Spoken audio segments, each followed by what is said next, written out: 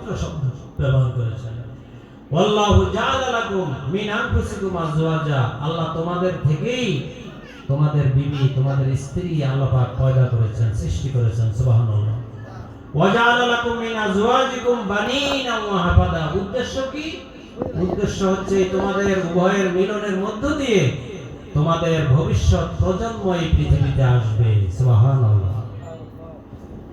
এরপর বানিনা মানে সন্তান সন্ততি, ওয়া হাফাদাতান নাতি পুতি। সুবহানাল্লাহ। কি বলেন? সন্তানের সন্তান হয়, তারা আবার আমাদের মা বাবার জন্য হয়ে যায় নাতি নাতনি। আল্লাহ বলছেন এইভাবে ও বানিনা, অনেক সময় সন্তান সন্ততির চাইতেও নাতি নাতনির প্রতি আরো বেশি মায়া থাকে। সুবহানাল্লাহ। তখন আর জিগায় না যে মাহাদি কই আছো, জিগায় তোমার বাচ্চা কোথায় আছে। সুবহানাল্লাহ। তাই না? এই জন্য আল্লাহ পাক জানেন যে এই নাতি পুতনি এগুলি সব এইভাবে বিবাহের মাধ্যমে আসে। ওয়া রাযাকাকুম মিনাত তাইয়্যিবাত, আর এদের ভরণ পোষণের জন্য তোমাকে টেনশন করতে হবে না। আমি আল্লাহ পাক তোমার এই নাতি পুতি সন্তান সন্ততি আসবে, তার 50,000 বছর আগেই আমি তার রিজিক, পবিত্র রিজিক আমি তার জন্য ব্যবস্থা করে রেখেছি। সুবহানাল্লাহ। সেই আল্লাহ পাকের দেওয়া নিয়মে আমরা সন্তুষ্ট না হয়ে সেই মহান আল্লাহ পাকের সেই সৌন্দর্য, সেই পবিত্রতা আমরা না নিয়ে শয়তানের অপবিত্রতা যদি আমরা নিই, আমরা কত বড় নিমক হারাম আল্লাহর উপরে,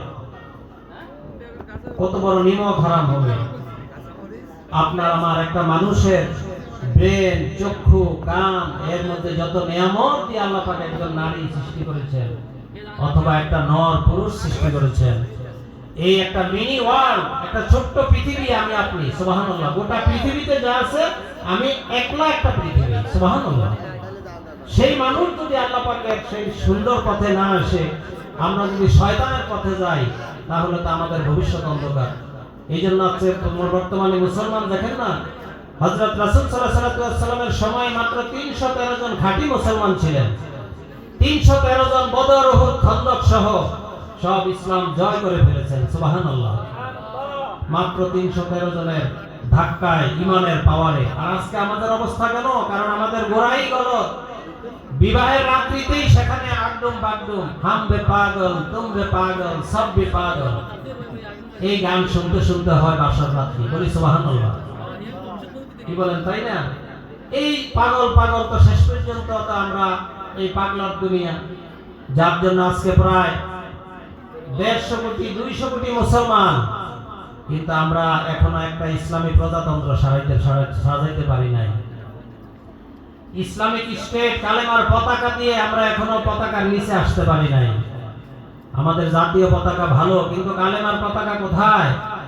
যতক্ষণ কালেমার পতাকা না থাকবে, আপনি আমি কবরে যে যাচ্ছি, শুধু কি ফর্মালিটিতে সারবো? সেখানে তো আল্লাহ পাকের কাছে জবাব দিতে হবে যে তুমি কোন পক্ষে ছিলে, কোথায় ছিলে, কিভাবে কি করেছো।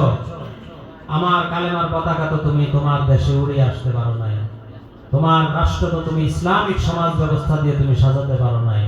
তখন শেষ পর্যন্ত আমরা আল্লাহ পাকের কাছে থেকে যাব। অথচ রাসূল সাল্লাল্লাহু আলাইহি ওয়াসাল্লামের 313 জন পাক্কা মুসলমান, তৎকালীন যত বড় বড় সুপ্রিম পাওয়ার, সুপার পাওয়ার যারা ছিল, সকলের বিরুদ্ধে এই 313 জন, এই 1000 জনের যথেষ্ট ছিলেন। সুবহানাল্লাহ।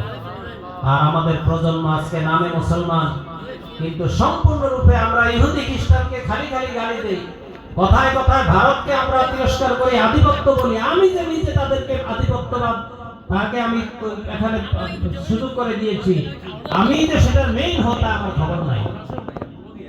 আজকে আপনি ভারতকে গালি দিয়ে কি লাভ হবে?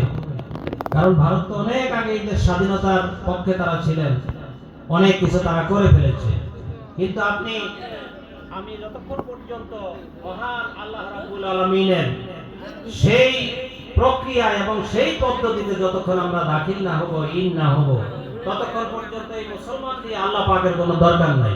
বলি নাউজুবিল্লাহ। বরং এই মুসলমান আরো ইসলামের বেশি দুশমন। আজকে দেখছেন না পাকিস্তান আর আফগানিস্তান লাগিয়ে রাখছে। বলি নাউজুবিল্লাহ। দুটোটা খানদানি মুসলিম রাষ্ট্র, অথচ গতকালকের রিপোর্ট দেখলাম যে প্রায় আপনার 25 বছরে পাকিস্তানের এত মুসলমান ইন্ডিয়ায়ও মারে না। বলি নাউজুবিল্লাহ। আফগানিস্তানরা যা ক্ষতি করছে। তাহলে ওই যে আমাদের প্রজন্ম বিবাহের রাত্রি যেটা পবিত্র ইয়ে হবে সেটাই তো আমরা নষ্ট করে ফেলেছি। ওখান থেকেই তো শয়তান আমাদের মধ্যে ঢুকছে এবং শয়তান বলে দিয়েছে যে বিবাহের অনুষ্ঠানের মধ্যে আল্লাহ পাকের বিসমিল্লাহ শরীফ নাই, আল্লাহর নাম নাই, আল্লাহর ভয় নাই, আল্লাহ পাকের দেওয়া নিয়ম ব্যবস্থা দিয়ে না হবে, দোয়া কালাম না হবে। শয়তান সেখানে বলে দিয়েছে ওয়া শারিকুম ফিল আমওয়াল ওয়াল আওলাদ। নবীজি বলছেন হে শয়তান, শয়তান বলতেছে হে আমার সাঙ্গপাঙ্গ যারা আছো, যে বিবাহ যে পবিত্রতার মধ্যে অপবিত্রতা ঢুকেছে সেখানে ওই সন্তানের মধ্যে প্রজন্মের সময় ইবলিস বলে দেয় যে তুই গিয়া শরীক হ। বলি না শয়তানের বাচ্চা যাতে জন্ম দিতে পারে।